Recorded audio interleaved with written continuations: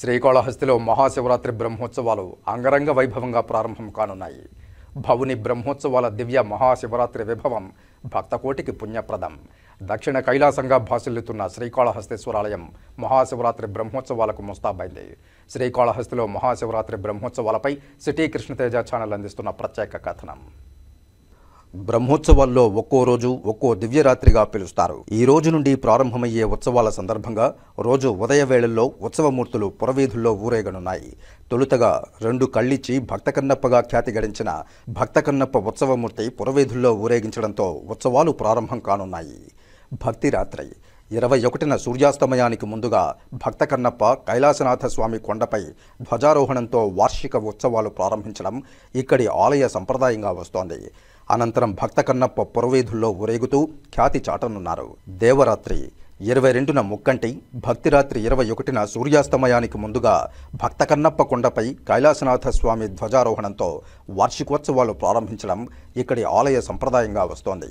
అనంతరం భక్తకన్నప్ప పురవీధుల్లో ఊరేగుతూ ఖ్యాతి చాటనున్నారు. దేవరాత్రి 22న ముక్కంటి ఆలయంలో శ్రీ స్వామి అమ్మవార్ల ధ్వజారోహణ ఘట్టం నిర్వహించనున్నారు. ఉదయం రాత్రి వెండి అంబారీలపై ఉత్సవర్లు ఊరేగనున్నాయి.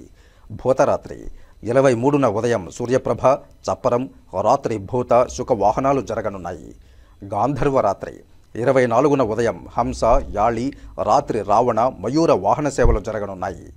నాగరాత్రి ఫిబ్రవరి 25న ఉదయం హంస, చిలుకలపై దర్శనమిచ్చే ఉత్సవర్లు రాత్రి శేష, యాళి వాహనాలపై దర్శన భాగ్యం కల్పించనున్నారు.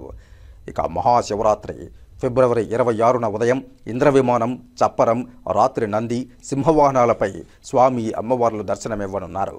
27న బ్రహ్మరాత్రి ఫిబ్రవరి 27న ఉదయం జోడు రథాలపై దర్శనమిస్తే రాత్రి నారద పుష్కరిణిపై అలలపై తెప్పలపై విహరించనున్నారు.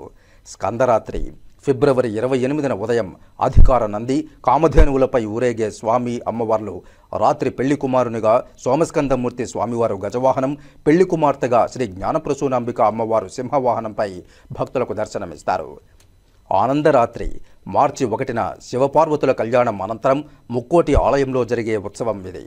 భక్తులకు స్వామి అమ్మవార్లు నయనానందకరంగా దర్శనమిస్తారు. ఆనందరాత్రి మార్చి 1న శివపార్వతుల కళ్యాణం అనంతరం ముక్కంటి ఆలయంలో జరిగే దివ్యోత్సవం ఇది.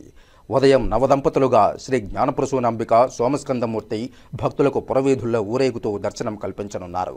రాత్రి ఆలయ ఆవరణలోని అచ్యుతరాయ మండపంలో శివకామసుందరి సమేత నటరాజస్వామి కళ్యాణ మహోత్సవాన్ని అత్యంత రమణీయంగా నిర్వహించనున్నారు.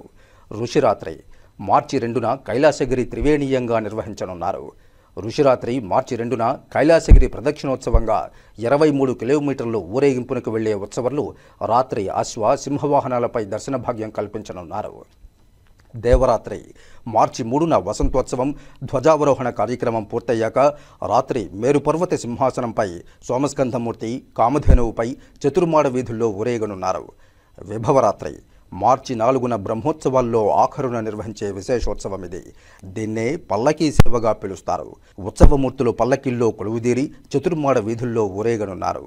దీంతో ఈ ఊరేగింపు ఉత్సవాల్లో ఇదే ఆఖరిది. ఈ విధంగా అంగరంగ వైభవంగా మహాశివరాత్రి బ్రహ్మోత్సవాలు శ్రీకాళహస్తి పట్టణంలో జరగనున్నాయి.